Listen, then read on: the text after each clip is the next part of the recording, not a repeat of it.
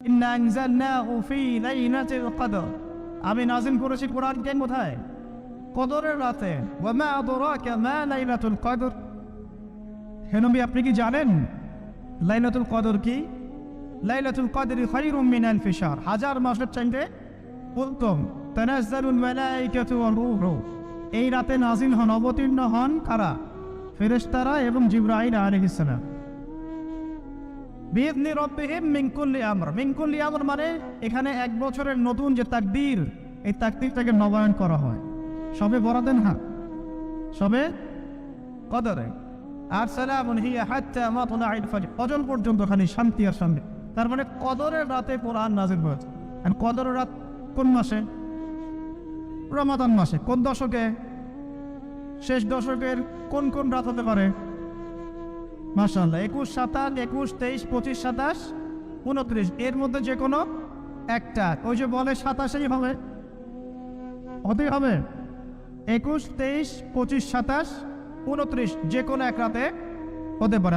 আল্লাহ পাক আমাদেরকে লাইলাতুল কদর পাওয়ার তৌফিক দান।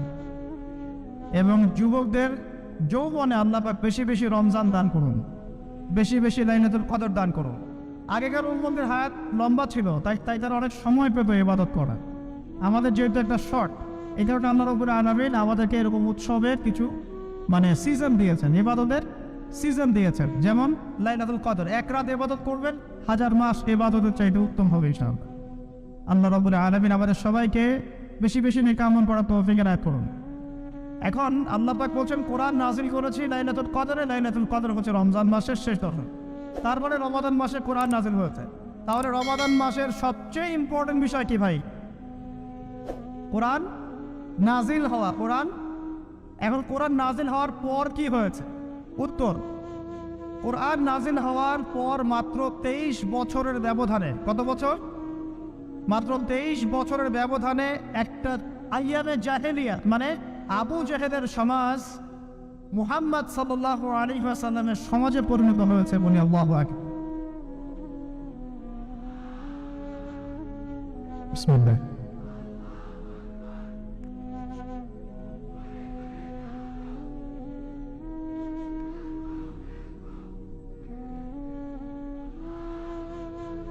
ভাই ঠিক আছে, শুকরিয়া। এই হলো তাকবীর। এটা হলো কি তাকবীর নাকি তাকবীর? কোনটা হবে ঠিক? আস্তাগফিরুল্লাহ, কোন যুগে আসলাম রে ভাই? সবই চেঞ্জ হয়ে যাচ্ছে দিন দিন।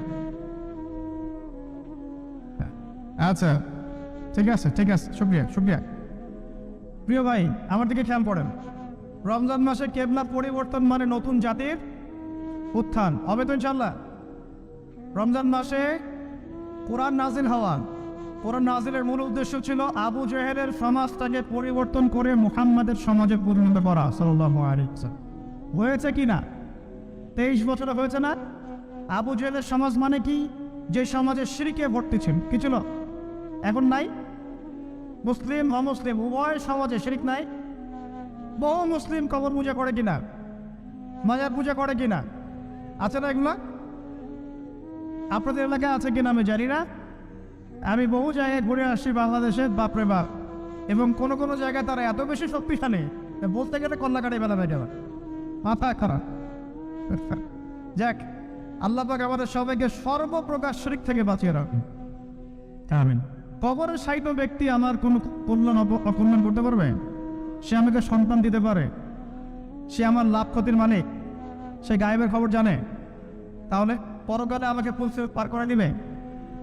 পরকালের শাফায়াতের যে বিষয়গুলো আছে এগুলো কি? এগুলো হচ্ছে আল্লাহ পাকের অনুমতি ক্রমে তারা করবেন। আল্লাহ পাকের অনুমতি ক্রমে শহীদগণ সুপারিশ করবে। কার অনুমতিতে? অনেক আলেমওয়ালারাও করবেন। হাফেজে কোরআন, এই যে হাফেজে কোরআন যাদেরকে পাগড়ি দেওয়া হলো, তোমরা আমাদের জন্য দোয়া করিও, তারাও কিন্তু সুপারিশ করবেন। নবীগণ, নবী সাল্লাল্লাহু আলাইহি ওয়াসাল্লাম করবেন। এটা কি নিজের ইখতিয়ার না আল্লাহর অনুগ্রহ? কোনটা?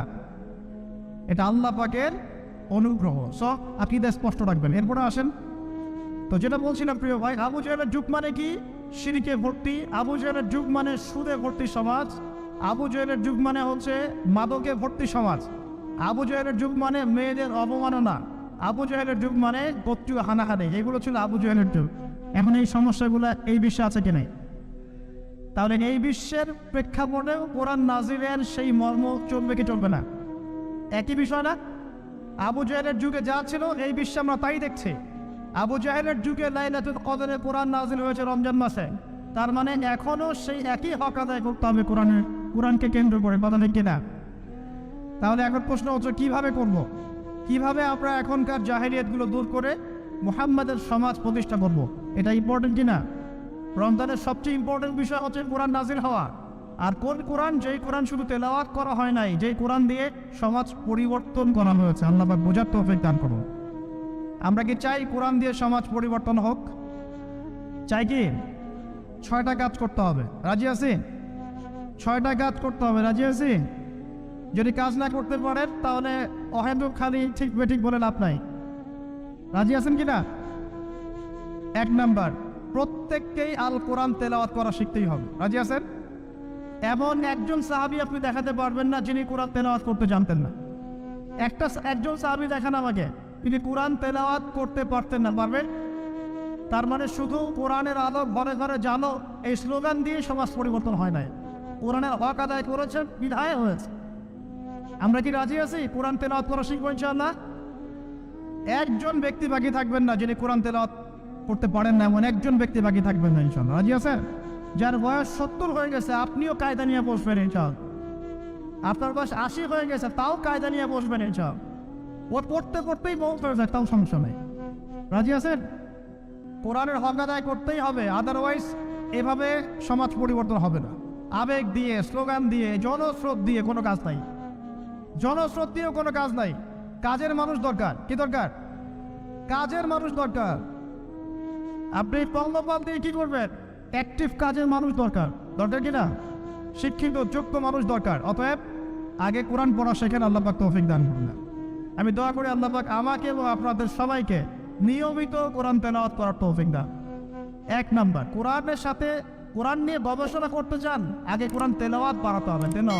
তেলাওয়াত বাড়াতে বাড়াতে বাড়াতে বাড়াতে যখন আপনি দেখবেন প্রতিটা আয়াত আপনার ঠোঁটের আগে চলে আসছে, তখন আপনি হিফজ করাটা সহজ হয়ে যাবে, তখন অর্থটা বোঝা সহজ হয়ে যাবে, অ্যারাবিক গ্রামার শেখা সহজ হয়ে যাবে এবং গবেষণা করাটাও সহজ হবে ইনশাআল্লাহ। আগে কোরআন পড়তে হবে, আল্লাহ পাক পড়ার তৌফিক দান করুন। প্রথম আয়াত নাযিল হয়েছে কি? ইকরা বিসমি রাব্বিকাল্লাযী।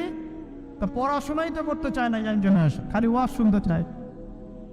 অনলাইন শোনো, অনলাইনে খালি বিচ্ছিন্ন ওয়াজ শুনে দিনের কনস্ট্রাকটিভ জ্ঞান অর্জন করা যাবে না। যদি আমি নিজের কথা বলছি, আমি যদি শুধু ওয়াজই শুনতাম বসে বসে, আজকে তোমাদের সামনে বসে আমি লেকচার দিতে পারতাম না। শুধু ওয়াজ শুনে কাজ হয় না, ওয়াজ একটা সাপ্লিমেন্টারি জিনিস। হ্যাঁ, ওয়াজ শুনবো, ইমান বাড়বে, আমি নতুন কিছু জানবো, দার্সে বসবো, ঠিক আছে, কিন্তু একটা সিলেবাস মেনটেন করে পড়াশোনা করতে হয়। সিলেবাস মেনটেন করে পড়াশোনা করতে হয়। যেখানেই পড়েন না কেন সিলেবাসে কোরআন থাকতে হবে, হাদিস থাকতে হবে, হাদিসের ইবারত পড়ার যোগ্যতা অর্জন করতে হবে, আরবি ভাষা এবং সাহিত্য থাকতে হবে, আকীদা থাকবে, ফিকহ থাকবে, আপনার সিরাত থাকবে, ইতিহাস থাকবে এবং এই সমকালীন প্রেক্ষাপট এগুলো তো থাকবেই। এরপরে আপনি বিষয়ভিত্তিক বড় বড় স্কলারদের বইগুলো পড়বেন। আজকে এই বই, কালকে ওই বই, আজকে এই চটি বই, কালকে ওই চটি বই, এবার মাথাটা আপনার বিক্ষিপ্ত হয়ে যাবে। আজকে অমুকের একটা লেকচার একটা অংশ, ওইটা অমুকের লেকচারের অংশ, এভাবে পুরো মাথাটা আপনার এলোমেলো হয়ে যাবে। দেখবেন অমুক যা বললো তার বিরুদ্ধে, তমুক যা বললো তার বিরুদ্ধে, এই করতে করতে দেখবেন আপনি মূল ট্র্যাক থেকে সরে যাচ্ছে। এভাবে হবে না। কনস্ট্রাকটিভ সিলেবাসে পড়াশোনা করতে হবে। এই পড়াশোনা করতে হলে ওলামায়ে কেরামের সহবত কি লাগবে কিনা? লাগবে। ওলামায়ে কেরামের কাছে আসবেন, পরামর্শ করবেন কিভাবে পড়লে আমি দায়ী হতে পারবো, কিভাবে পড়লে আমি একটা ভালো জায়গায় যেতে পারবো, কিভাবে পড়লে আমি দিনের শরঈ যে বেসিক নলেজগুলো অর্জন করতে পারবো, এটা পরামর্শ করে পড়াশোনা করবেন। আল্লাহ পাক তৌফিক দান করুন। আমিন। তো প্রিয় ভাইরা, 6টা কাজের প্রথমটা হচ্ছে আল কোরআন আগে আপনাকে পড়া শিখতে হবে। 1, 2, কোরআনের ভাষা শিখতে হবে। কোরআনের ভাষা শিখতে হবে। আমি বিশ্বাস করি যে প্রত্যেকের পক্ষেই আরবি ভাষা শেখা সম্ভব। আপনারা হিন্দি বোঝেন? বোঝেন? আপনারা বোঝেন কিনা জানি না, আপনাদের মা বোনরা ঠিকই বোঝে। বোঝে না? কেমনে বুঝলো? হ্যাঁ, এটা হচ্ছে সাংস্কৃতিক আগ্রাসন। কিরকম সাংস্কৃতিক আগ্রাসন? মানে আপনি এই যে ব্রিটিশরা শাসন করে গিয়েছে উপমহাদেশ 200 বছর, ওনাদের চলে গিয়েছে, তাও তো মানুষ ইংরেজিতে পটর পটর করে কথা বলে না। সারা বিশ্বে ইংরেজি চলছে না, সাংস্কৃতিক আগ্রাসন। এখন এইদিকে আপনি বাংলা হিন্দি কি আপনার কোনো স্কুলে পড়ানো হয়, কলেজে পড়ানো হয়? শিখলেন, মিডিয়ার মাধ্যমে শিখে গেলেন। যদি আপনি আরবি ভাষাকে কেন্দ্র করেও এরকম একটা মেহনত করেন, আরবিও শিখবেন ইনশাআল্লাহ, পারা যাবে। 3 নম্বর কাজ, কোরআনের কিছু অংশ মুখস্থ করতে হবে। রাজি আছে কিনা ইনশাআল্লাহ? কমপক্ষে 1 পারা, কমপক্ষে 1 পারা মুখস্থ করবো। রাজি আছে ইনশাআল্লাহ? 4 নম্বর, কোরআনের অর্থ বুঝতেই হবে। রাজি আছেন কিনা? আমি 3টা তাফসীরের নাম বলে দেই। জালালাইন, ইবনে কাসির, মারিফুল কোরআন। কমপক্ষে এই 3টা তাফসীর বাসায় থাকা চাই। রাজি আছেন? কিনবেন, অবশ্যই কিনবেন এবং কম্পারেটিভভাবে পড়বেন, দেখবেন ইনশাআল্লাহ আপনি অনেক কিছুই বুঝতে পারছেন।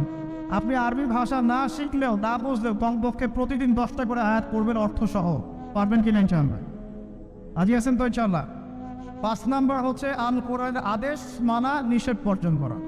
কোরআনের আদেশ মানা, নিষেধ বর্জন করা।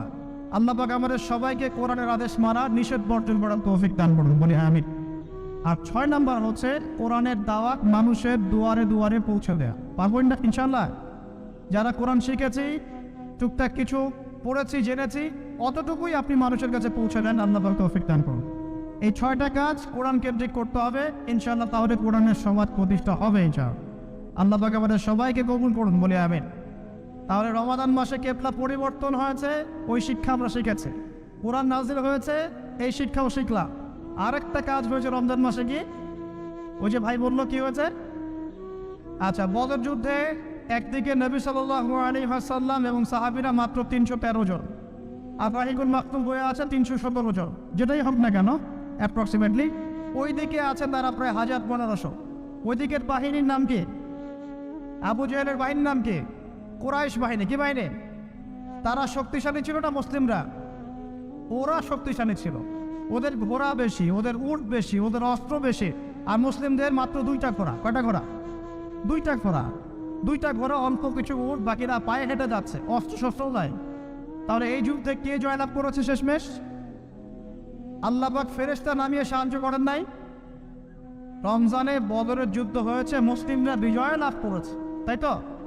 এখন শিখলাম কি? রমজান মাস হচ্ছে জালেমের বিরুদ্ধে দাঁড়িয়ে যাওয়ার মাস। শিখলাম কি? বুঝতে পারলেন কথা নাকি? না বুঝে হ্যাঁ বললেন। রমজান মাস কি? জালেমের বিরুদ্ধে দাঁড়িয়ে যাওয়ার মাস। এখন আগেই বড় লেভেলে আপনাকে নিয়ে যাচ্ছি না। আমাদের নফস কি জুলুম করেছে কিনা? আল্লাহুম্মা ইন্নী যালামতু নাফসি পড়ি কিনা? রব্বানা যালামনা আনফুসানা পড়ি কিনা? তাহলে নিজের নফসের জুলুমের বিরুদ্ধে আপনি দাঁড়িয়ে যাবেন রমজান মাস ইনশাআল্লাহ। ওই সমস্ত হারাম অ্যাফেয়ার বন্ধ, পর্নোগ্রাফি দেখা বন্ধ, সুদ খাওয়া বন্ধ, ঘুষ নেওয়া বন্ধ, মিথ্যা কথা বলা বন্ধ। মানে নফসের সাথে তাবেদারির যত পাপ আছে সব পাপ বন্ধ ইনশাআল্লাহ। রাজি আছে কিনা? নিয়াত করেন ভাই, ইন্নামাল আমালু, নিয়াত তো করেন, আল্লাহ পাক তৌফিক দিবেন ইনশাআল্লাহ।